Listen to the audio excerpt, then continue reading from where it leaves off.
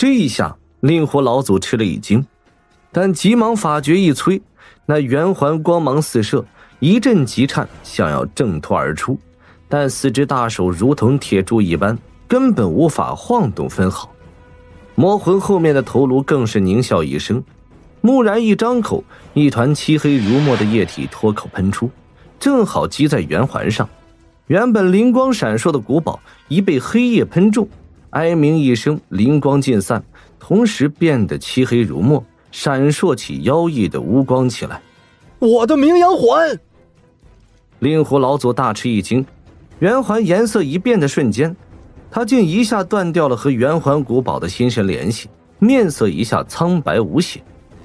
这魔魂竟然有办法污秽掉古堡，并抢过去自己用，实在是让人难以置信。这时魔魂一只手握着圆环挥舞了几下，一片环影重重叠现，两只头颅上均是露出满意之色。不错不错，我正愁手中可用宝物太少呢，这件马马虎虎正好合用。魔魂前面的头颅口吐人言，同时另外三只手臂往身上一摸，光芒再闪，另外两只手中也多出了一件黑色旗子和一件闪着黑芒的小剑，最后一只手仍然赤手空拳。虽然我现在顶多魔化几件你们修士的宝物，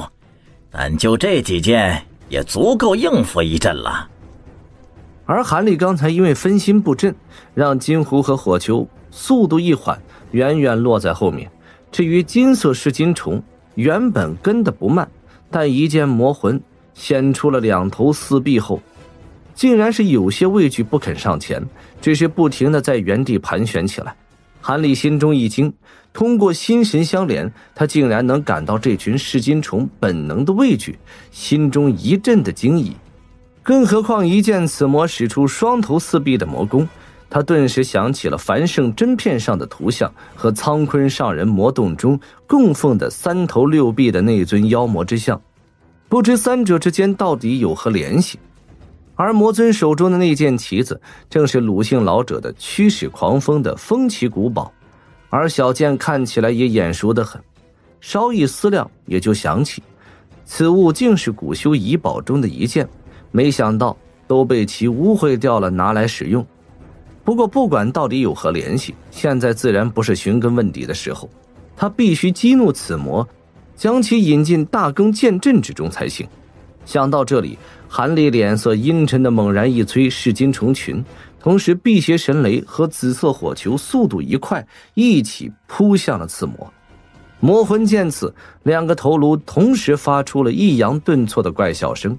蓦然脖颈上一阵模糊，头颅间竟交换了位置，前边的头颅一朝后，而恶魔头颅则跑到了前边，正不停地喷吐着紫红的舌头，看起来着实诡异。变身后的魔魂冷冷盯着韩立气势汹汹的攻击，虽然没有避让的意思，但他四只手臂轻轻一挥，同时高举手中的三样宝物，顿时小剑、法旗还有圆环同时乌光大放。眼看韩立和这古魔之魂又有一场大战，但就在这时，忽然一阵惊雷般的怪吼声从远处轰隆隆地传来，此吼声音之巨，如同狂雷滚滚，从遥远的地方阵阵地传来，似乎声音的主人正暴怒异常，狂性大发的样子。即使令狐老祖等人隔着如此远听来，一听此声仍不觉心神一震，面露骇然之色。韩立听到这般惊人的怒吼声，面对魔魂的两颗头颅却同时脸色大变，他忽然将手中宝物一收，身形一晃，想也不想化为一道黑芒向后飞遁而回，同时口中也发出近似于长啸声，转眼间就风驰电掣般远去。看其去的方向正是那箫声发生处，韩立先是愕然，略一迟疑后就伸手一指点，将金狐、紫罗、极火和重云都暂停了下来，然后眯着眼睛瞅着已化为黑点的魔魂，神色有些阴晴不定。他记得没错的话，那厉啸发生处正是前不久处气浪翻滚之处，正是所得坠魔谷上标注的地点。难道那里真有什么惊人的大事发生？不过魔魂飞走的如此匆忙，并且口中发出笑声加以呼应，不会是那里还有一只古魔吧？韩立转眼间就将一切可能思量了一遍，满脸阴沉，站在原地一动不动。白衣女子和令狐老祖见魔魂蓦然掉头远去，心中同时一松，脸上神色一缓。白衣女子持之以杖的宝物凝光镜都无法困住变身后的南陇侯，心中一直处于忐忑不安之中。而令狐老祖虽然失去了一件宝物，大为痛惜，但性命却能够保了下来，心中也是同时暗叫侥幸。若不是在这里恰好撞见了韩立，他和偃月宗的大长老还真是凶多吉少。原本和他们一起入谷的另一名交好修士，就是不及防之下被南陇侯一把掏出了元婴而亡。现在眼看着魔魂真的遁出极远，不可能再回返，令狐老祖和白衣女子互望了一眼，终于向韩立这边靠拢而来。刚才韩立展现的神通实在是惊人之极，他二人自不可能就这般一语不发的飞离此地。韩道友，这一次老夫可要多谢你的救命之恩了，否则老夫此劫难逃的。令狐老祖一拱手，客气异常，同时他目光一转，不禁打量了韩立身侧一动不动的虎妖傀儡和散发阴寒气息的天绝魔师，心中暗叹了一声，不禁有一分妒意升上心头。对方如此年轻就有了这般多的宝物和神通，以后修炼之路真是不可限量。看来当初和对方定下了元首黄风谷的约定，还真是做对了此事。只要对方肯出手，黄风谷就是遇到再大的劫难，在1000年之内都应该自保无虞了。至于南宫婉的师姐，虽然此前和韩立有过不愉快之事，现在也只能勉强一笑，同样谢道：妾身也多谢道友的大恩了。白衣女子还有些抹不开脸面，声音有些冷淡。至于找韩立报仇，见到韩立如今的神通，此女早就息了此心思。救命之恩谈不上，韩某也只是自保而已。现在两位道友有何打算？有没有兴趣跟上前去看看？韩道友说笑了，那东西厉害异常，也只有元婴后期的修士能对付了。我二人怎会再尾随追去啊？令狐老祖连连摇头，白衣女子没说话，但脸上神色却深以为然。既然这样就算了，韩某虽然心中感兴趣，但若一人前往也是有些冒失，在下就在这里和二位道友分别。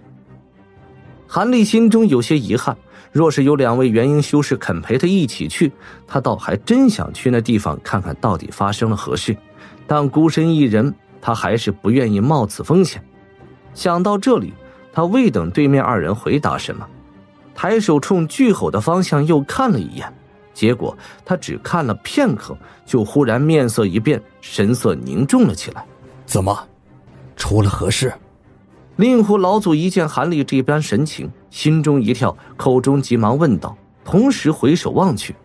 只见远处的天边光芒一闪，高空处浮现出了一大片黑紫两色异芒，流转闪烁不停，遮蔽了半边天空。而在其下，一朵树木大小、翠绿欲滴的绿云冉冉升起，滴溜溜的在异芒下缓缓转动，顿时绿云交织异常，传出了轰隆隆的巨响。而那巨吼声正是从那里隐隐传出。这黑紫两色异芒中流露出了惊涛骇浪般的滔天魔气，而这种魔气三人全都异常熟悉，分明和南陇侯刚刚幻化出的2头4臂流露出的气息一模一样，只是远远不如现在浮现在空中的魔气如此惊人，远远感应一下，仿佛能够令人窒息一般。让令狐老祖色变的是，黑色异芒和那绿云正向他们所在的位置快速移动，不久就要接近的样子。赋诗毒云，那是魏道友毒功所化云雾，普通修士真之利弊，我曾经见过魏道友使用过一次。韩立和令狐老祖听了此言，却面带古怪之色，互望了一眼，均都从对方目中看出了深深的惊惧。那绿云虽然声势浩大，但明显被那黑紫异芒压在了下面，不知和魏无涯交手的是什么魔物，竟连元婴后期修士也不是对手。但如此惊人的气息传来，肯定不是刚刚从这里溜走的南龙侯。白衣女子也不笨，一看韩立和令狐老祖的神情，顿时也想明白了此理，神色阴沉了下来。我们还是……此女犹豫了一下，开口想提议什么，一道阴冷的神识忽然从三人身上扫过，白衣女子声音戛然而止，而韩立心中一凛，令狐老祖更是面色难看了起来。现在我们三人也被那边的东西锁定了，再不走的话，恐怕就走不了了。刚才我们出手的魔物也跑到那边去，若是联手对魏道友出手，恐怕魏道友修为再深，也支撑不了多久。